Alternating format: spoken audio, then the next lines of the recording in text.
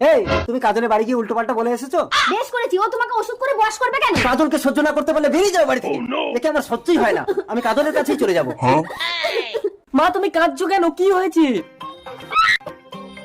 কি ওই মহিলার জন্য বাবা তোমার গায়ে হাত দিয়েছে? ওকে আজ আমি শেষ করে ফেলবো। যাস না প্রতীক। এই কাজল বেরিয়ে আয়।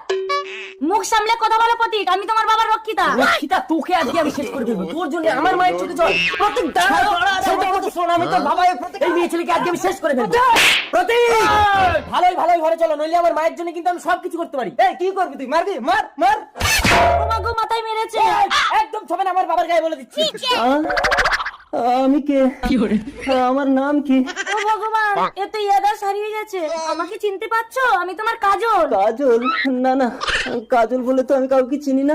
আরে আরে বাবা তো বলছে তোমাকে চেনে না, তবু কেন বাবার গায়ে পড়ছো নোংরা মেয়ে ছেলে? বাড়ি চলো বাবা। আমার বাড়ি কোথায়?